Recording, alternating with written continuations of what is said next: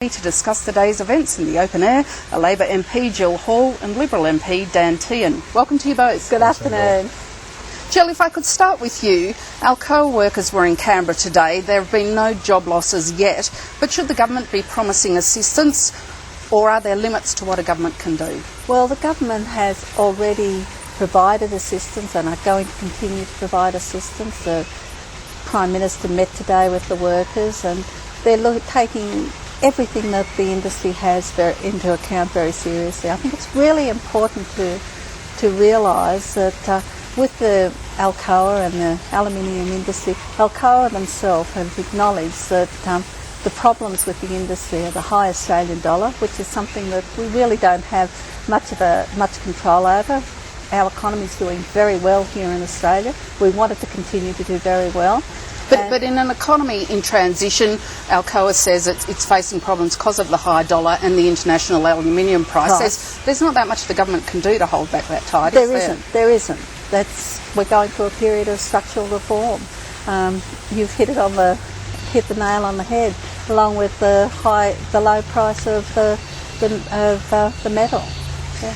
Dan, the unions say that the aluminium industry is traditionally the preserve of the state governments to help. Should Victoria be doing more to help, or do you think too that given the international conditions Alcoa is facing, there's little that governments, either state or federal, could do? Well, there is something the federal government could do, Lyndall, and that's remove the carbon tax from Alcoa. But it's not in, and Alcoa said it's not part of its reason for review when it does come in on July 1, it will add $40 million per year cost to the company's bottom line. I have the Portland aluminium smelter in my electorate. They face a real difficulty because of the electricity allocation factor. It means that they cannot pass the cost of the carbon tax on. They have been to the government, they've asked them to take this into account. The government hasn't. So the government hasn't got their compensation package right for Alcoa, which means that they're looking to the future, they're looking to July 1. They see the high dollar, that's true. They also see high input costs, they see a low commodity price for aluminium, but they also see $40 million per annum being added to their bottom line, and that's what's causing them concern. Alcoa is facing problems now without the carbon tax going on. Is there something that the Victorian government should be looking at to do now? Well, the Victorian government is looking at it and they're going to work with the government through the review.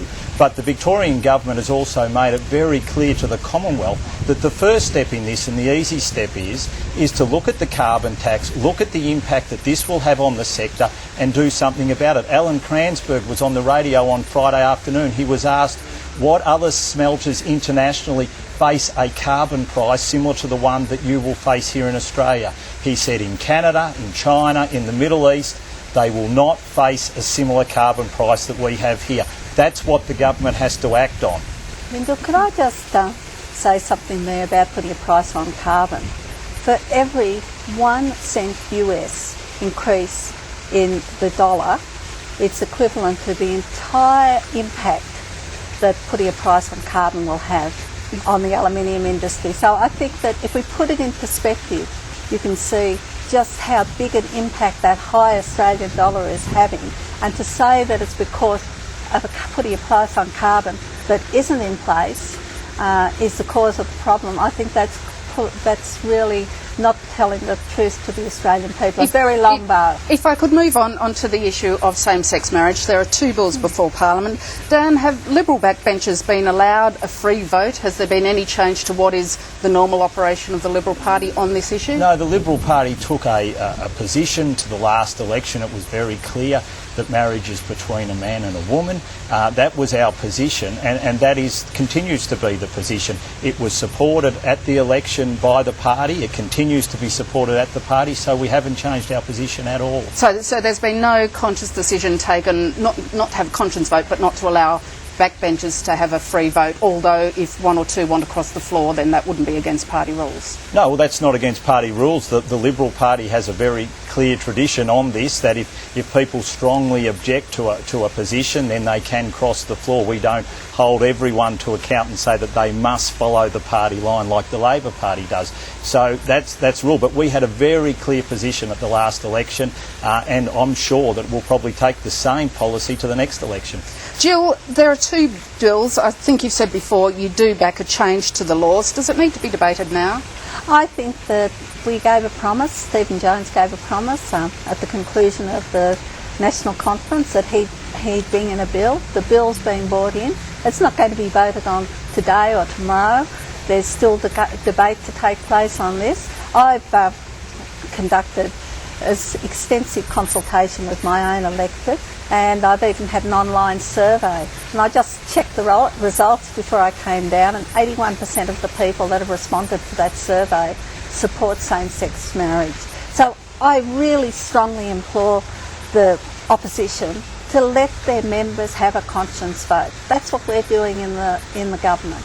We're allowed to have a conscience vote, and I know that there's a number of people on your side of politics, Dan, that would love to have a conscience vote on this issue.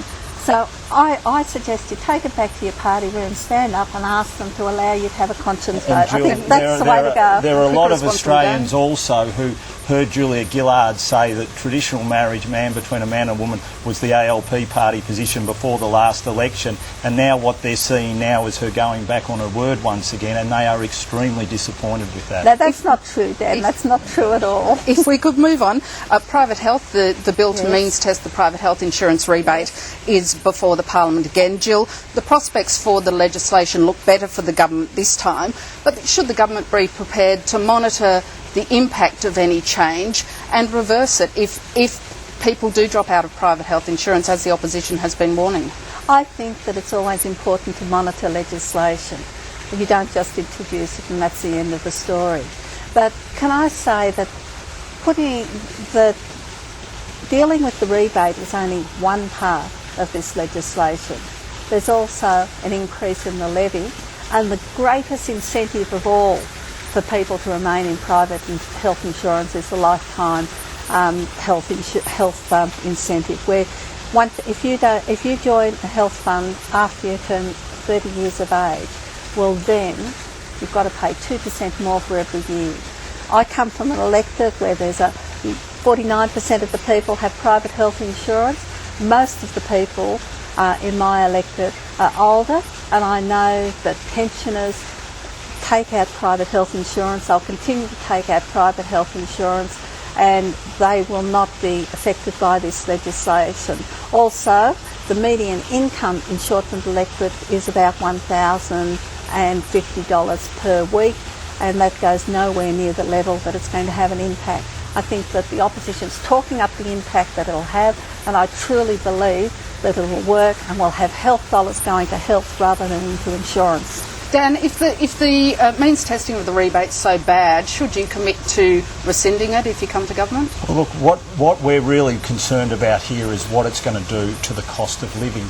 Jill rightly talks about pensioners who take out private health insurance, and they might not be initially impacted, but the trouble is it's going to be the young and mobile people who decide, OK, we don't need it, we're probably not going to get sick for 10 or 20 years. So that shifts the premium costs back on those pensioners, and they'll end up paying more. We're already seeing cost of living going up for childcare. We're already seeing it going up with insurance premiums. We're seeing it go with electricity bills, and this will just add to that. And that's why we're opposed to any changes to the rebate. If it goes through, then should you commit to rescinding it if you come back to government? Well, our real issue with making any commitment on anything is we've got to see what the budgetary position is first.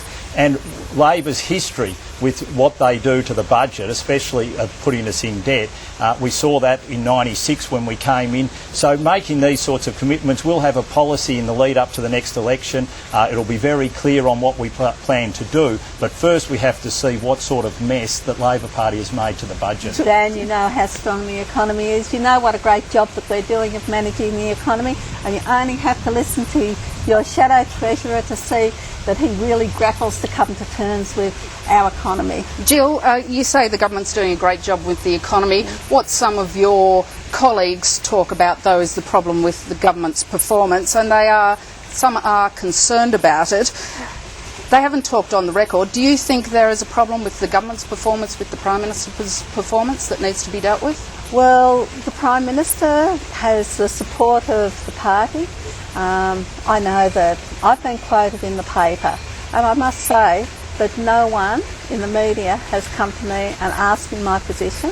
I must say that I wouldn't respond, but the Prime Minister has my confidence. And you see no reason to take back the change away from Kevin Rudd that you did in 2010? It's all speculation. It's all speculation.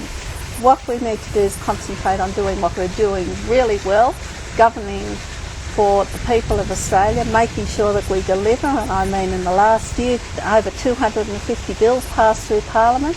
Great record for a government, and we've got to concentrate on governing and making people's lives better, delivering to ordinary Australians. Can you win an election with a primary vote where the opinion polls have it now? It's a long way to the next election. Dan, Labor Party leadership has come up a bit now and again, but your own side has had problems with questions last week on the surplus and on the size of the task you may be facing, whether it's 50 billion or 70 billion.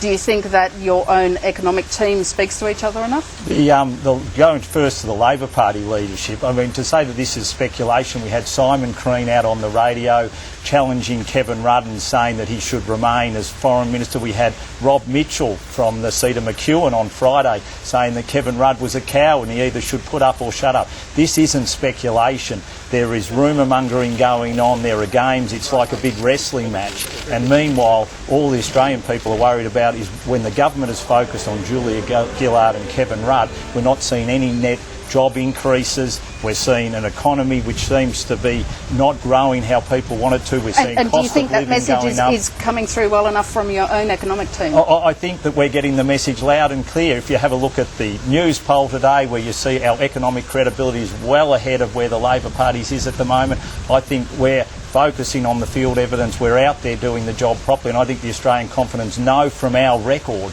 that we can manage the Australian economy safely and soundly.